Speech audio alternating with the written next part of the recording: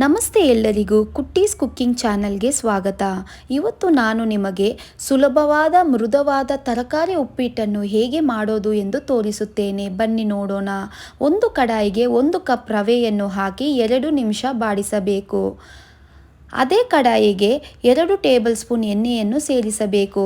ಎಣ್ಣೆ ಕಾದ ನಂತರ 1 ಟೇಬಲ್ ಸ್ಪೂನ್ ಸಾಸಿವೆ, 1 ಟೇಬಲ್ ಸ್ಪೂನ್ ಜೀರಿಗೆ, 1 ಟೇಬಲ್ ಸ್ಪೂನ್ ಉದ್ದಿನಬೇಳೆ, 1 ಟೇಬಲ್ ಸ್ಪೂನ್ ಕಡಲೆಬೇಳೆ, 1 ಟೇಬಲ್ ಸ್ಪೂನ್ ಶೇಂಗಾ ಇಷ್ಟನ್ನು ಹಾಕಿ 1 ನಿಮಿಷ ಹುರಿದುಕೊಳ್ಳಬೇಕು.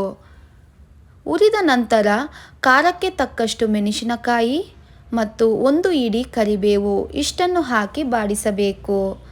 ಅದನಂತರ 1 ಉದ್ದಕ್ಕೆ ಹೆಚ್ಚಿರುವಂತಹ ಈರುಳ್ಳಿನೂ ಸಹ ಸೇರಿಸಬೇಕು.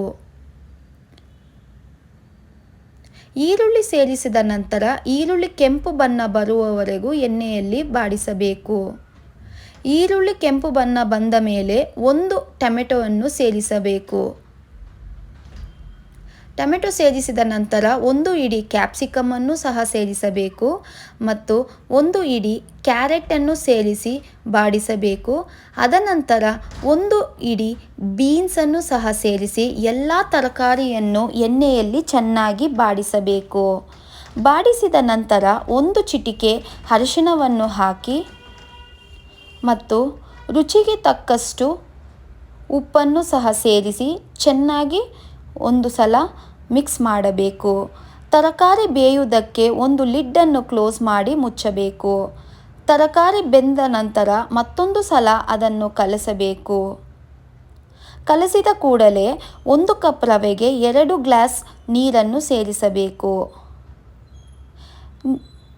ನೀರು ಕುದಿಯಲು ಬಿಟ್ಟು ನೀರು ಕುದ್ದ ನಂತರ ಫ್ರೈ ಮಾಡಿರುವಂತಹ ರವೆಯನ್ನು ಅದರಲ್ಲಿ ಸೇರಿಸಬೇಕು.